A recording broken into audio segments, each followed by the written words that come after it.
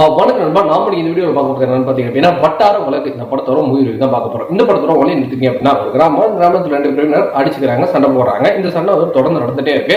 இதுக்கப்புறம் இதுக்கு முடிவு என்ன அப்படிங்கறது அந்த படத்தோட மீதி கதையை அமைச்சிருந்தாங்க. ஸோ இந்த படத்துல ஹீரோட கேரக்டர் அப்படிங்கும் போது அவர் எந்த இடத்துக்கு போனாலும் திடீர்னு நடிக்கிறாரு, முன்கோவக்காரரு. இந்த மதுரை சம்பவத்துல ஒரு ஹீரோ இருப்பாரு, அவர் ஃபேமிலி டிராபேக். எனக்கு இந்த படம் பார்க்கும்போது அதுதான் வந்துட்டு தோணுச்சு. ஸோ அப்படி ஹீரோ என்ன பண்ணாலும் ஃபேமிலி பேக் டிராப் இருக்கு, அவரை காப்பாற்றணும்னு நினைக்கிறாங்க, அவருக்கு எதுவும் ஆகக்கூடாதுன்னு நினைக்கிறாங்க. ஆனா அவரால் வந்துட்டு ஏகப்பட்ட பேருக்கு வந்துட்டு பாதிப்பு இருக்கு. அந்த சைட்லயுமே வந்து ஏகப்பட்ட பேருக்கு பாதிப்பு இருக்குன்னு வச்சுக்கோங்க. 2 கேங் இந்த சண்டை அப்படிங்கிறது வந்துட்டு படம் வந்துட்டு மூவ் ஆயிட்டு இருக்குது.